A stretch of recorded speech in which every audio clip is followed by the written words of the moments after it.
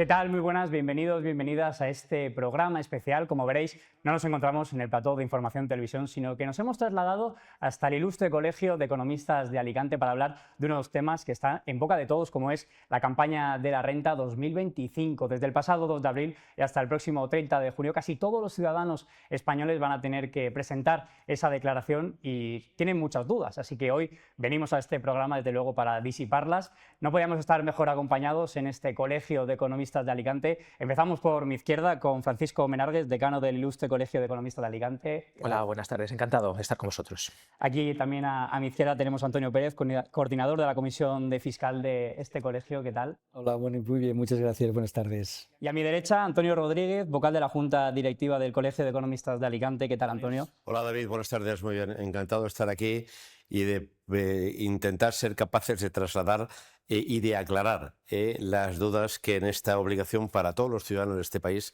existe. Unos tienen que cumplir con ella y otros no, a pesar de ya haber cumplido. Ahora, desde luego, vamos a entrar en esos temas, Antonio, pero antes de nada, la pregunta es obligatoria. Francisco, ¿cómo se está moviendo todo esto aquí desde el colegio? ¿Cómo estáis ahora? ¿Cómo os encontráis con esta campaña 2025? Bueno, pues esta campaña, la verdad es que es una campaña de mucha actividad, no solamente para los economistas, realmente pues para prácticamente casi todos los ciudadanos de España. Se prevén que se van a presentar en este ejercicio unos 23 millones largos de declaraciones, por lo tanto es un impuesto que afecta a prácticamente a todas las unidades familiares de España y a casi todos los habitantes del país y por lo tanto, pues como tú decías, pues bueno, muy atareados con este tema. Aquí en Alicante, ¿qué previsiones hay de cifras? ¿O todavía varía mucho de un año a otro y nos ponéis una cifra estimada? No, sí hay unas cifras estimadas y además no varía este año hay una variación al alza respecto al año anterior, pero en Alicante, en nuestra provincia, se prevé que se van a presentar unas 980.000 declaraciones, de ellas 190.000 más o menos van a ser conjuntas, sí, y el resto van a ser individuales. Sabes que se presentan muchas más declaraciones individuales que conjuntas, sí, por la progresividad del impuesto. Y se prevé que, bueno, pues que el diferencial entre las cantidades a pagar y a devolver sea de unos 222 millones positivos, es decir, a pagar. Esto representa pues un crecimiento de un 28% respecto al año pasado y el total de declaraciones que se presentan aquí en Alicante son aproximadamente pues el 44% de las declaraciones que se van a presentar en toda la Comunidad Valenciana. Desde luego es un porcentaje muy alto, ¿no?, de todo el conjunto de la Comunidad Valenciana. Antonio, ¿qué perfil de contribuyente es el más común en Alicante? Bueno, como perfil de contribuyente más común estaríamos los perceptores de rendimientos del trabajo. Es fundamentalmente la mayoría de contribuyentes perciben rentas del trabajo por ser asalariados, por cuenta ajena, y luego pues también están los empresarios individuales en sus diferentes modalidades de tributación, pero la mayoría es trabajadores por cuenta ajena como número de contribuyentes más numeroso.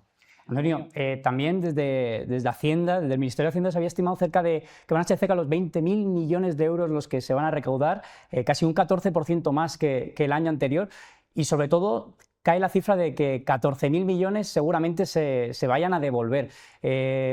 En Alicante, ¿qué porcentaje se devuelve en las declaraciones de la renta de aquí de este municipio? Sí, lo ha comentado antes nuestro decano. El resultado neteado entre las que salen a pagar y las que salen a devolver son 220 millones aproximadamente.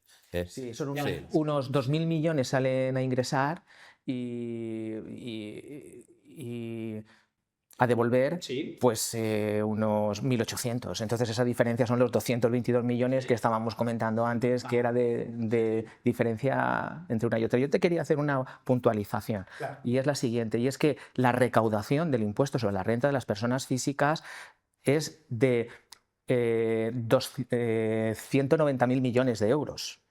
¿Vale? Es decir, lo que tú comentabas es lo que se va a ingresar ahora, pero porque ya se ha ingresado con anterioridad todas las retenciones.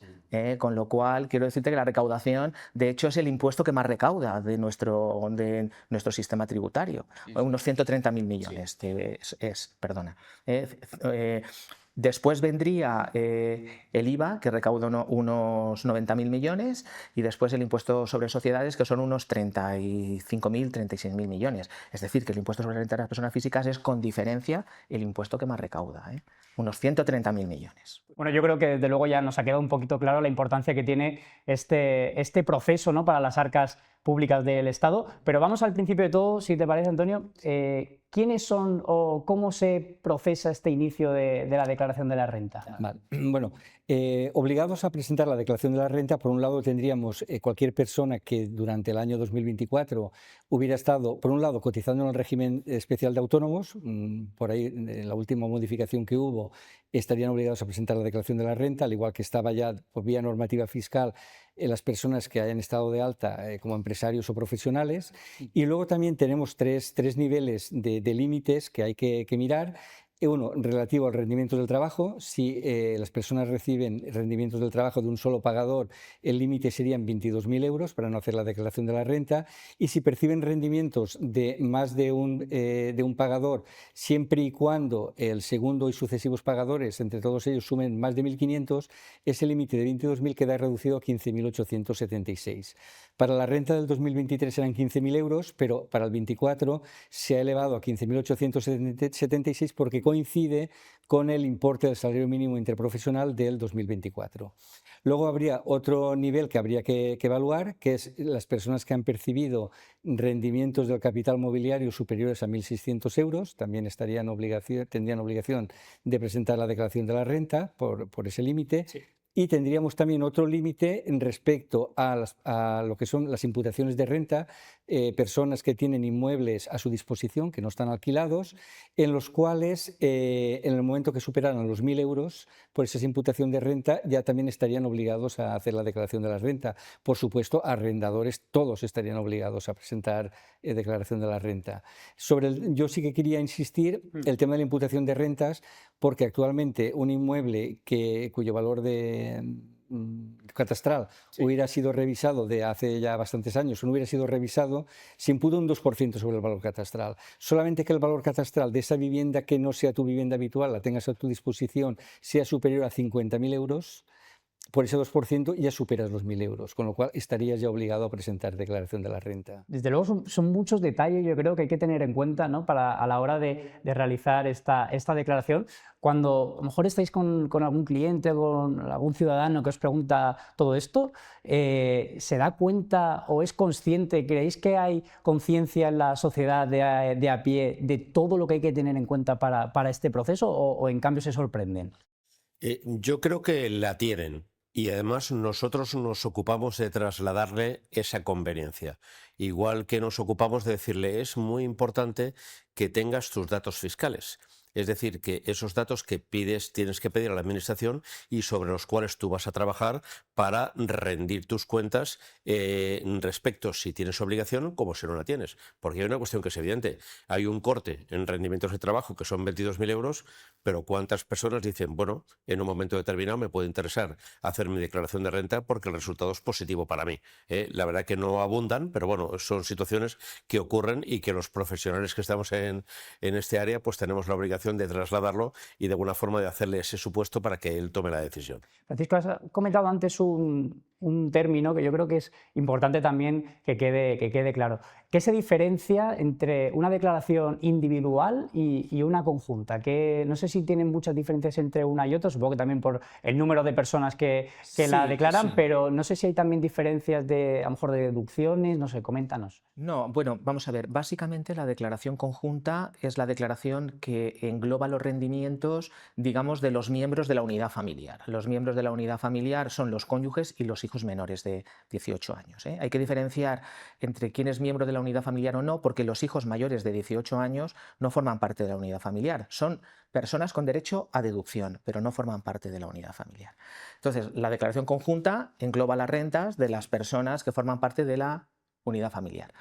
Y la declaración individual es la declaración del contribuyente que hace la declaración. Básicamente, la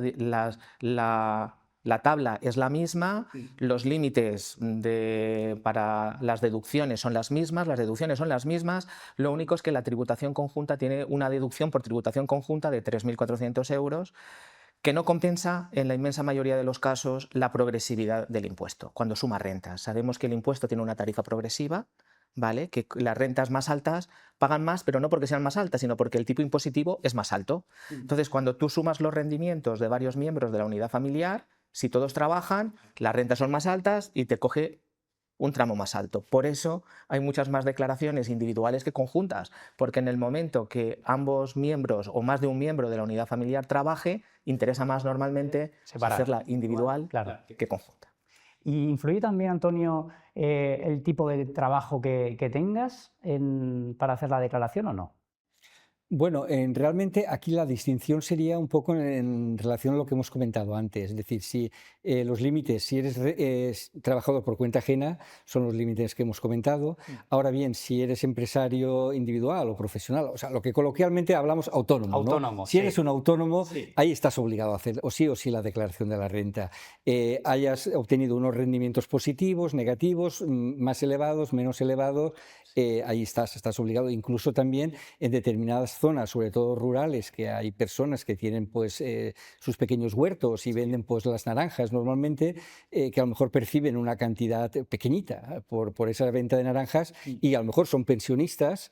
Pues bueno, no, por su rendimiento como pensionista, que es rendimiento del trabajo, no están obligados, pero por el hecho de haber percibido esos rendimientos de actividades agrícolas, de haber vendido la naranja o la uva o cualquier fruta o lo que fuera, pues ya están obligados a hacer la declaración de la renta. Por poca que sea la cantidad, si eres autónomo, sí. Sí. Si luego, por ejemplo, eres un asalariado de cualquier empresa, ¿influye el sector en el que estés o es un poco todo igual? Los límites son numéricos, no afecta cualitativamente el tipo de trabajo. Cuantitativamente. Exactamente, son cuantitativamente los límites lo que afecta. El origen de los rendimientos solamente tiene diferencia, es decir, los rendimientos del trabajo y los rendimientos de las actividades empresariales prácticamente están igual tratados. Los rendimientos del trabajo tienen una deducción, ¿vale? Una pequeña deducción, pero lo que importa es la cuantía, o sea, lo determinante es la cuantía, excepto si son rendimientos del capital, esos tienen un tratamiento diferente. Antonio, imagínate, 2 de julio, se me ha pasado el plazo, ¿qué puedo hacer? ¿Puedo todavía presentarla o hay otro proceso? No sé, coméntanos un poquito. A ver, para todos aquellos que a lo mejor no sepan cuándo la van a poder presentar y se le pasa el plazo, ¿qué pueden hacer? Primero, verificar que efectivamente tengo obligación de presentarla. Y si tengo que presentarla, cuanto antes lo haga, mejor. Por 2 razones. Primero, porque el tipo de interés que me apliquen por el hecho de haberla presentado fuera de plazo será menor en función del tiempo transcurrido, y por otra parte, porque si la presento sin ningún requerimiento no habrá régimen sancionador. Entonces, ¿la recomendación cuál es? No he podido hacerla porque no tenía todos los datos que precisaba. Una, no he podido hacerla porque las circunstancias no me lo han permitido por razones de carácter personal o las que pudieran ser. La recomendación cuál es: ve a ver al profesional que corresponda, porque ya no cabe recurrir a la agencia tributaria para que efectivamente te ponga de manifiesto cuál es el resultado de la renta y que te haga una estimación de ese recargo que vas a tener por presentación fuera de plazo, si lo haces tú antes de requerimiento. Si hablamos quizá de la mala praxis con todo esto, a lo mejor gente que no declara todo lo que debería declarar, vosotros ponéis mucho el foco sobre todo en esto. En la provincia de Alicante, ¿qué situación hay en torno también, por ejemplo, a no declarar X cantidad? A ver, nosotros, ¿de dónde partimos? Partimos de aquellos datos que debes de conocer ante quien vas a rendir cuentas. Es decir, de ahí la conveniencia de pedir esa información de los datos fiscales para que la Administración te cuente qué sabe de ti. Y en un momento determinado, si hay algo que no está dentro de esos datos porque pudiera tener un origen de fondos distinto, pues efectivamente evaluar esta situación. Como buen ciudadano y buen contribuyente, lo que deberías de hacer sería ponerlo de manifiesto. Y para el caso que no lo hagas, que al menos tengas conocimiento del costo adicional que podrías tener en caso de que hubiera una comprobación al respecto. Francisco, vamos a hablar de deducciones, vamos a centrar un poquito sobre todo el tema aquí en la provincia de Alicante y, por tanto, en la Comunidad Valenciana. Antes de entrar en X deducciones o no, ¿qué es una deducción, así a grandes rasgos? Pues estamos hablando de las deducciones de la cuota, para entendernos, ¿vale? Es decir, lo que ganamos, la suma de lo que se gana es lo que se llama la base imponible, ¿vale? Sobre esa base imponible hay unas deducciones, los fondos de pensiones, etcétera, etcétera. Eso da origen a la base liquidable. La base liquidable se lleva a la tarifa y de la tarifa sale una cuota. Y luego sobre esa cuota también pueden haber unas deducciones, como la deducción por inversión en vivienda. Y luego, o sea, hay unas deducciones estatales, no muchas, y luego hay unas deducciones autonómicas, que son muchas, pero que son de cuantías muy pequeñas, muy pequeñitas. De hecho, para que te hagas una idea, hablamos ahora de España, ¿vale? Sí. Para que nos hagamos una idea, las declaraciones que se presentaron en la campaña anterior, que contemplaban una deducción autonómica, fueron unos 3 millones de declaraciones. Estábamos hablando que se presentan sobre los 23 millones, ¿vale? Y el importe de las deducciones autonómicas que se presentaron fueron de unos 862 millones. Se recaudan 130.000. Es decir, que el importe de las deducciones autonómicas que se aplican es muy pequeñito, sí, en función del montante total que se recauda. Por ejemplo, aquí en la Comunidad Valenciana tenemos unas deducciones novedosas, que es, por ejemplo, por el tema de los gastos de enfermedad, los gastos por salud mental y los gastos por deporte, sí, que están muy bien, que en otras comunidades no hay, pero la cuantía de la deducción máxima oscila entre 100 y 150 euros, es decir, que son deducciones que son de cuantías pequeñas. Y entonces, pues la cuantía al final, la repercusión en tu declaración de renta no es importante. Las deducciones normalmente son o por cuestiones familiares, es decir, por familia numerosa, por familia monoparental, etcétera, etcétera, etcétera, por adquisiciones de inmuebles o estas que estamos comentando. Justo iba a hablar de ese término de los inmuebles, compra de vivienda, también de alquiler. En torno a esto, y ahora que sobre todo es un tema tan en la boca de todos, ¿no? El problema que está pasando con las viviendas, la compra de viviendas, en la Comunidad Valenciana, con respecto a esto, ¿sí que hay deducciones? Sí, bueno, a nivel Comunidad Valenciana hay una serie de deducciones para para arrendamiento de vivienda, por jóvenes hasta 35 años, también para adquisición de vivienda, pero como estaba comentando nuestro decano, están limitadas por los niveles de renta y también están limitadas por la cuantía propiamente de la deducción, o sea que materialmente no es una deducción muy significativa como en su día era la deducción estatal por adquisición de vivienda, que dejó de estar en vigor el 1 de enero del 2013. Desde entonces las viviendas que se adquieren a partir de esa fecha no gozan de la deducción estatal, que sí que era una deducción más significativa. Insistiendo en las deducciones autonómicas, también hay una cuestión. Al margen de que en la Comunidad Valenciana tenemos 40 deducciones autonómicas, o sea, son muchas, sí, es la comunidad autónoma que más deducciones tiene de toda España, para las personas que confirman su borrador, en el borrador no aparecen automáticamente las deducciones autonómicas. Entonces, deben de ser conocedores o contar con la asistencia de un profesional para que, como decía mi compañero Antonio, evalúe si tienen derecho o no a alguna posible deducción de ese mare magnum de 40 deducciones autonómicas que hay, que materialmente no va a ser mucha cantidad, pero bueno, algo puede ser, algo es algo, exactamente. Me genera la duda también, a nivel de obligatoriedad, porque sí que es verdad que lo habéis comentado antes, que es más cuantitativo que cualitativo, pero ¿por qué en algunos casos tiene que estar obligado? ¿Por qué tienes que estar obligado o no en referencia a esto? O sea, haciendo la comparación, ¿qué obliga o qué no obliga a hacerlo? ¿Te refieres a la declaración? La declaración. Lógicamente, el volumen de ingresos que tengas, siempre y en cualquier momento. Es decir, sabes que tienes dentro de los grandes bloques de rendimientos de trabajo personal, a partir de una cantidad tienes que hacerla. Y si quieres hacerla por debajo, nadie te lo impide. Exactamente, eso es a donde iba. La obligación es el si yo no estoy obligado, pero realmente sí, yo lo presento, sí, no pasa nada. No estoy obligado y lo presento, no pasa nada. Claro, efectivamente, el buen criterio del ciudadano y contribuyente, es decir, lo presento siempre y cuando me convenga. Claro. ¿Qué me conviene? Si efectivamente la renta sale a devolver. Si no tengo obligación, vale, evidentemente es bueno hacer la declaración y que uno tenga conocimiento del escenario que tiene por el medio, porque imagínate una persona que en un momento determinado no ha tenido unas retenciones bien calculadas y que diga, tengo un volumen de ingresos de 21.999 euros y no tengo obligación de hacerla, pero sin embargo ha habido un error en el cálculo de las retenciones y me han aplicado una retención superior, ¿vale? ¿Cómo la corrijo?